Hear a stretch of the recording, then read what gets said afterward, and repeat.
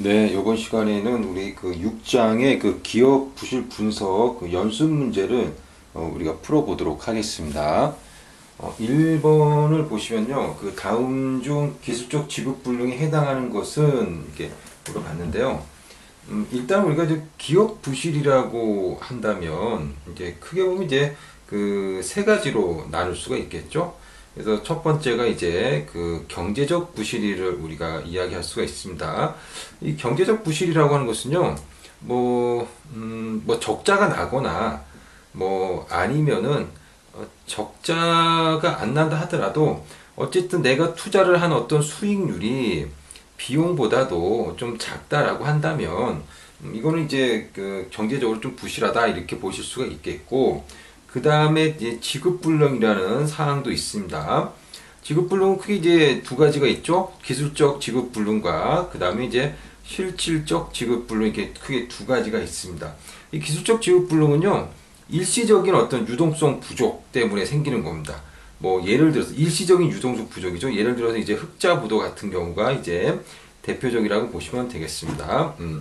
그 다음 이제 실질적 그 지급불능이라고 하는 것은요, 대표적으로 이제 자본 잠식을 예로 들 수가 있습니다. 자본 잠식 여러분 아시죠? 자본 잠식이라고 하는 것은 이제 부채하고 자산을 비교해 보면 이제 자산이 이제 자산보다 부채가 더 큰 경우를 갖다가 우리는 자본 잠식이라고 보시면 되겠습니다. 내가 원래 가지고 있던 돈을 까먹었다 이런 얘기입니다. 자본 잠식. 자, 그 다음에 이제 그 파산이 있어요. 파산. 이 파산이라고 하는 것은요, 그 기업이 부실화되게 되면 최종적으로 이제 도착하는 곳이 바로 이제 파산이라고 보시면 되겠고, 이 파산이라고 하는 것은요, 채권자가 신청하면 법원이 이제 파산 선고를 내리게 되어 있습니다. 자, 그래서 그 이렇게 크게 기업 부실은 네 가지로 나눌 수가 있는데, 문제에서 물어본 것은 뭐냐면 기술적 지급불능입니다. 여기 기술적 지급불능이라는 게 있네요, 여기. 예. 기술적 지급불능에 해당하는 것은 그랬습니다. 보기 1번 보시면 뭐 순이익 적자는 우리 경제적 부실이죠. 그 다음에 두 번째 보기 2번 자산은 500억이고 부채는 1000억. 요거는 뭡니까? 요거는 자본 잠식이네요. 예, 부채가 더 많네요. 부채가 더 많죠. 예, 보기 2번은 실질적인 지급 불능입니다. 그래서 자, 3번은 그 파산 선고를 받았다라고 했으니까 3번은 이제 파산이죠. 예. 자, 4번은 D 기업은 만기 어음을 결제하지 못해서 부도 처리되었다. 그러니까는 이제 그 다가오는 만기 때 어음을 결제하지 못해서 일단 부도가 났다라는 겁니다. 뭐 요런 거 이제 흑자 부도 요런 거. 그래서 그 기술적 지급 불능은 답은 이제 4번이 되겠습니다. 자, 2번을 보겠습니다. A기업의 자산은 10억이고 부채는 12억. 자본금이 1억일 때 A기업의 자본 잠식률은 어떻게 되겠느냐라는 겁니다. 보니까는 그 재무상태표를 보니까 자산은 10억이고요. 그 다음에 부채가 12억이네요. 근데 자본금이 1억 원일 때 A기업의 잠식률은 얼마겠느냐라는 겁니다.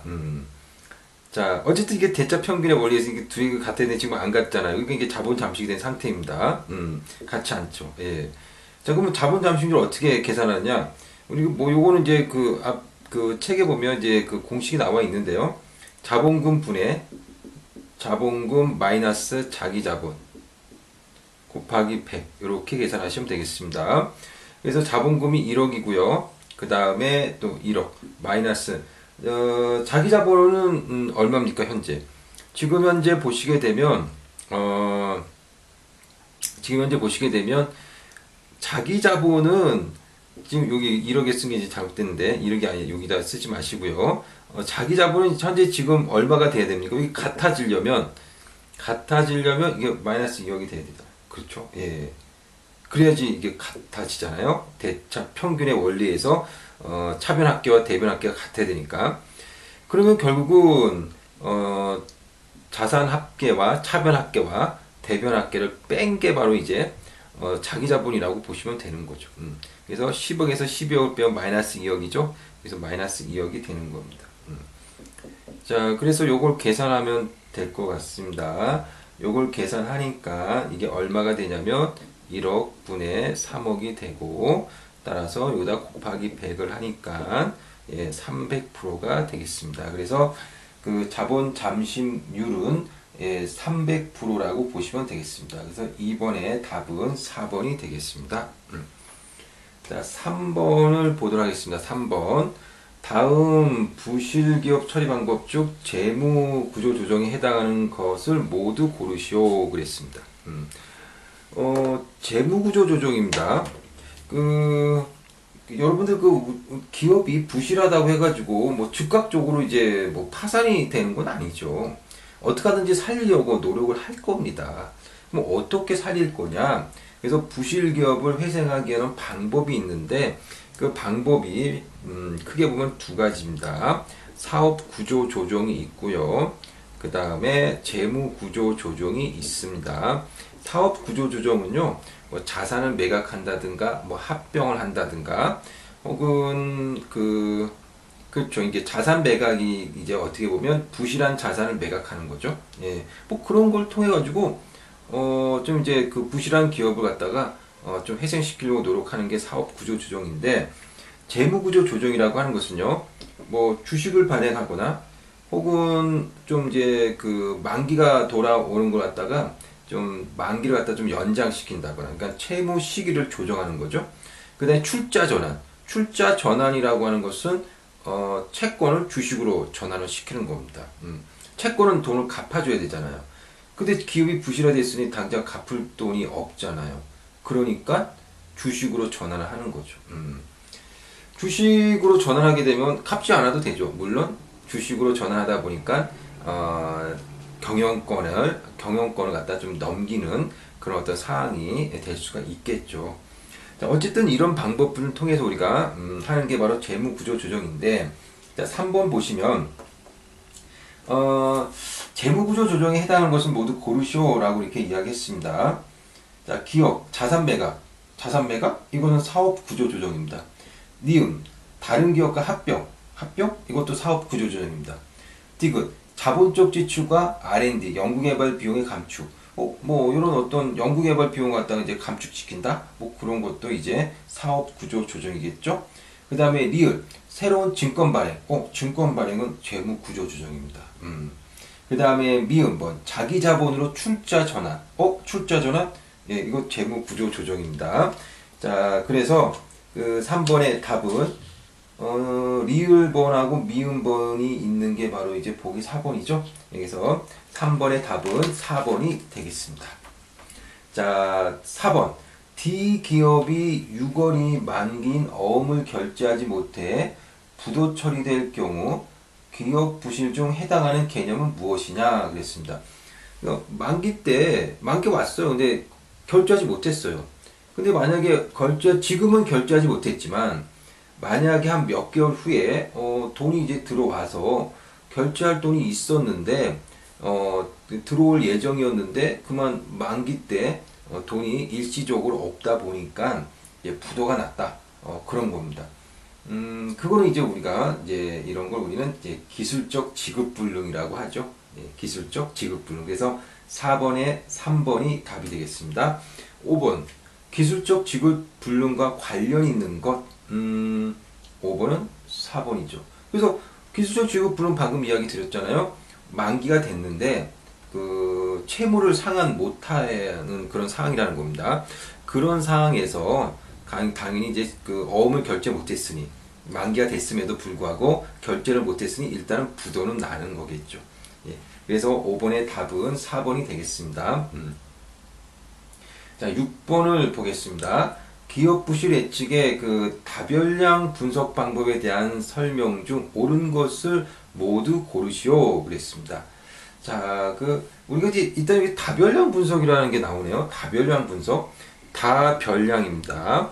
그러니까 변수가 여러 개가 있다는 뜻이겠죠. 그래서 다별량 분석은 여러 개의 변수를 동시에 고려하는 겁니다. 물론 하나만 가지고 이제 우리가 분석할 수도 있죠. 예. 예를 들어서 이 학생이 좋은 사람이냐 아니면 나쁜 사람이냐. 이 학생을 분석할 때 성적이 좋다. 그러면 좋은 사람. 그러니까 성적만 가지고 막 그 사람을 평가하는 겁니다. 이런 건 하나의 변수로 평가하는 거니까 단별량이라고 해요.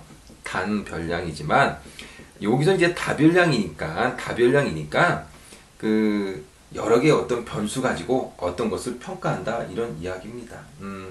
그래서 이 다별량 분석에는 뭐 책에 보게 되면 나오는 것도 이제 판별 분석이 나옵니다. 판별 분석 나오고 뭐 로직 분석, 옵션 가격 결정 모형, 뭐 신경망 분석, 뭐 이런 것들이 뭐 책에 나오고 있습니다. 근데 여기서는 이제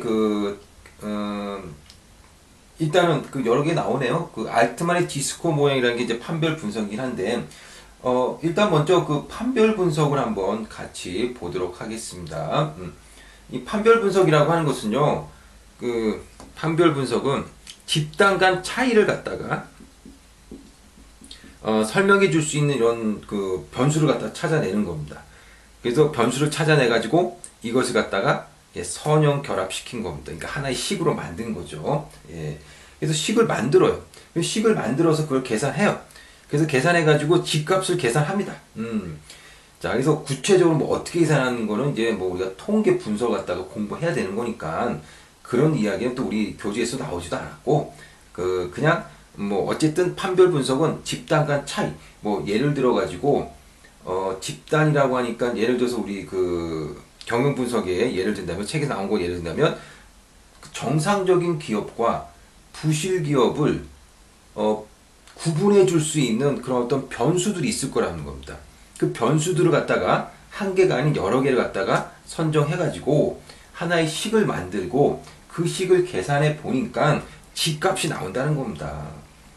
그래서 집값이 나와 가지고 뭐 예를 들어서 뭐 2.99 이상이면 정상 기업으로 판정하고 뭐 집값이 뭐 예를 들어서 1.8인 미만이면 뭐 부실한 기업으로 판정한다. 뭐 이게 바로 이제 판별 분석인데 이 판별 분석의 대표적인 모형 중에 하나가 바로 거기 6번의 박스에 나오는 기억번에 나오는 알트만의 G스코어 모형이다. 뭐 이런 이야기입니다.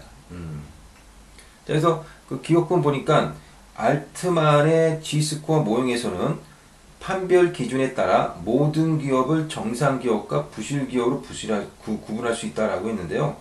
이건 틀렸습니다. 왜냐면 제가 지금 이렇게 썼지만 지금 보면 중간에 있잖아요. 그러니까 2.99보다 크면은 정상, 1.81보다 작으면 부실이라고 했으니 요 가운데 있는 숫자 1.81보다 크거나 같고 2.99보다 작거나 같은 그 가운데 있는 숫자들은 뭐냐? 그 숫자를 갖다가 보여주는 기업은 바로 판정유보라고 보시면 되겠습니다. 판정유보입니다. 그래서 모든 기업을 부실 기업과 정상 기업으로 나누는 건 아닙니다. 그러니까 기억번은 틀린 말이죠. 니은번 로직 분석에 의한 부실 예측 모형은 기업의 도산 가능성을 확률로 표현할 수 있다라고 했는데요. 요거는 맞는 말입니다. 이 로직 분석이라고 하는 것이 기업의 도산 가능성을 확률로 표시를 한 겁니다. 근데 이제 책에서도 뭐 솔직히 말해서 로직 분석에 대해서 정확하게 뭐 이렇게 자세하게, 물론 자세하게 나오게 되면 굉장히 어렵겠죠. 그러니까 뭐 대충만 설명을 한 거니까 우리도 그냥 어찌 보면 여기서도 지금 우리 교재 수준에서는 그냥 대충만 하셔도 되는 거죠. 한마디로 그냥 로직 분석은 기업의 도산 가능성을 확률로 나타냈다. 요 정도만 여러분들이 뭐 아시면 될 것 같습니다. 그래서 어쨌든 니은번은 맞는 말입니다. 그 다음에 3번, 디귿번. 옵션 가격 결정 모형은, 고용을 응용한 기업 부실 예측 모형에서 부도 확률은 자기 자본의 시장 가치가 부채의 장부 가치에 미달할 확률과 같다라고 했습니다. 자, 이것도 우리가 조금 뭐 설명을 좀 하긴 해야 될 것 같습니다. 그러면 이것도 우리가 좀 설명을 우리 같이 한번 해보도록 하겠습니다. 여러분 옵션이라는 거 아시죠? 우리가 뭐 투자론 시간에 이제 배우지 않았습니까? 그래서 옵션이라고 하는 것은 정해진 가격, 즉 정해진 가격이라고 하는 것은 우리가 행사 가격이라고 합니다. 그래서 정해진 가격이 행사 가격. 행사 가격으로 사거나 팔 수 있는 권리를 말합니다. 사거나 팔 수 있는 권리. 만약에 살 수 있는 권리라고 한다면 콜옵션이라고 할 수가 있겠죠. 콜옵션. 예. 자, 그러면 만약에 우리가 콜 옵션이라고 한다면 살 수 있는 권리인데 행사 가격에 행사 가격에 살 수 있는데 만약에 그 살 수 있는 기초자산 대상이 되는 기초자산 가격이 행사 가격보다 좀 크다라고 합시다. 지금 보니까 행사 가격보다 기초자산이 좀 더 크잖아요, 가격이. 그러면 나는 기초자산을 행사 가격대로 살 수 있다라는 겁니다. 예를 들어서 기초자산이 만약에 1,200원인데 행사 가격 내가 1,000원에 살 수 있다라고 한다면 1,200원짜리를 1,000원에 살 수 있으니 나는 이득이 되는 거죠. 그래서 이렇게 그리고 만약에 기초자산이 행사 가격보다 작을 때는 살 수 있는 권리니까 권리는 내가 이 손실을 볼 것 같으면 행사 안 해도 되거든요. 그러니까 이렇게 그리시면 되겠습니다. 그래서 이렇게 그린 게 바로 콜 옵션 그래프라고 보시면 되겠습니다. 자, 그런데 이거 갖다 좀 응용을 한 겁니다. 우리가 주식이라고 하는 것을 우리는 뭐라고 하냐면 기업이 보유한 자산을 기초 자산으로 하여 발행한 콜옵션과 같다라고 하는 겁니다. 왜 주식을 기업이 가지고 있는 기초 자산을 근거로 발행한 콜옵션과 같냐라고 했냐면 만약에 만기가 돼서 기초 자산이 행사 가격보다 크다라고 합시다. 바로 요런 것처럼요. 예. 크다라고 한다면 그 차이만큼 요 차이만큼 주주들에게 돌아가는 거잖아요. 예. 주주들에게 돌아간다는 겁니다. 근데 만약에 기초 자산과 행사 가격이 이제 이렇게 즉 행사 가격보다 작다라고 합시다. 작다라고 합시다.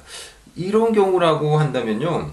어떤 경우냐면 자산과 부채를 비교해 봤을 때 부채 가치가 더 큰 경우라고 보시면 되겠죠. 결국은 자산보다 부채가 더 많다? 그러니까는 내가 가지고 있는 자산은 100인데 부채가 120원이나 있다? 결국은 내가 가지고 있는 자산 가지고는 부채를 다 못 갚잖아요. 그러니까 부도가 되는 겁니다. 부도가 된다 이렇게 보시면 되겠죠. 자, 그래서 요런 상태라면 기초 자산이 행사 가격보다 작은 상태라고 한다면 결국은 자산이 부채보다 작은 상태가 된다는 뜻이고 결국 이 상태는 부도가 나는 그런 어떤 상태라고 보시면 되겠습니다. 그래서 우리는 요 x를 갖다가 뭐라고 하냐면 부도점이라고 우리가 할 수가 있다는 겁니다. 부도점. 그래서 기초자산 가격이 x보다 크다면 그 큰 거만큼 주주에게 귀속이 되겠지만 만약에 기초자산이 행사 가격보다 작다라면 이런 경우 작게 된다면 그때부터는 부도가 날 수 있다라는 겁니다. 그래서 부도 확률이라고 하는 것은요. 부도 확률이라고 하는 것은 자산의 가치, 즉 S죠. 자산 가치가 부채 가치, 여기서 이제 행사 가격 X가 되겠죠. 부채 가치보다 작을 확률이다라는 겁니다. 작을 확률. 자, 그래서 이 행사 가격 X와 그 다음에 자산 S의 이 거리, 요거 갖다 우리는 요만큼의 이 거리를 갖다 우리는 부도 거리라고 하는 겁니다. 부도 거리. 그래서 부도 거리는 결국은 행사 가격보다 기초 자산 가격이 크면 커질수록 부도 거리는 굉장히 커지는 거죠. 부도 거리가 커질수록 그 부도가 날 가능성은 작아진다라고 보실 수 있겠습니다. 자, 그래서 우리 디귿번호를 한번 보시면 옵션 가격 결정, 우리 그 문제에서 박스 안에 있는 거 볼게요. 옵션 가격 결정 모형을 응용한 기업 부실 예측 모형에서 부도 확률은 자기 자본의 시장 가치가 부채의 장부 가치. 자기 자본, 이거 자기 자본 아닌데, 근데? 이 S는 자기 자본이 아니라, 자산 가치를 이야기합니다. 예. 그래서 자산 가치가 행사 가격보다 작을 확률이 바로 부도 확률이 되는 거죠. 근데 책에서는 자산 가치가 아니라 자기 자본 가치라고 했기 때문에 D급부는 틀렸습니다. 되게 많이 설명을 한 것 같은데 문제를 풀어보니까 굉장히 허망하다는 생각이 좀 듭니다. 할 수 없죠. 뭐. 예, 할 수 없습니다. 자, 리을번. 신경망 분석은 부실 예측 변수로 사용되는 설명 변수들 간의 상호 연관관계를 고려한다 라고 했는데요. 이 신경망 분석도 굉장히 복잡합니다. 예, 그래서 뭐 책에서도 아주 간단하게 그냥 나왔거든요. 예. 그래서 뭐 제가 보기에는 뭐 신경망 분석 같은 경우는 여러분들이 나중에 뭐 대학원 가셔서 뭐 논문 쓰실 때 게다가 또 이게 재무관리 쪽 아니면 뭐 재무관리나 경제학 쪽 아니면 이런 걸 이제 사용하지도 않겠지만 어쨌든 만에 가서 이제 대학원 가서 이제 논문 쓸 때 그것과 관련되어서 신경망 분석을 해야 된다라고 한다면 그때 공부를 하시면 되고요. 지금 여기서는 그냥 간단하게 어떤 개념만 알고 넘어가시면 되겠습니다. 신경망 분석이니까 뭐 당연히 어떤 그 인간의 뇌의 연산 기능의 어떤 원리로부터 개념을 갖다가 이제 끌고 온 건데요. 특징이 뭐냐면요. 변수들 간에 서로 영향을 준다라는 겁니다. 변수들 간에 서로 영향을 준다라는 거. 우리 그 회귀 분석할 때는요, 변수들 간에 서로 영향을 주지 않는다라고 이렇게 가정을 하거든요. 서로 영향을 준다라고 이렇게 보는 겁니다. 그 다음에 변수들 간에 서로 이제 비선형 관계가 있다라는 겁니다. 비선형 관계가 있다라는 겁니다. 뭐 반드시 뭐 모든 게 다 비선형 관계라는 게 아니라요. 근데 이제 그 회귀 분석은 선형 관계를 갖다가 이야기하죠. 선형 관계라고 하는 건 이 직선 관계라는 뜻입니다. 직선 관계. 그래서 뭐 예를 들어서 돈이 많으면 많을수록 행복은 커진다. 이게 직선 관계죠. 이게 선형 관계, 즉 선으로 나타내잖아요. 근데 이제 반드시 그렇지는 않잖아요. 돈이 많을수록 행복은 어떻게 되느냐?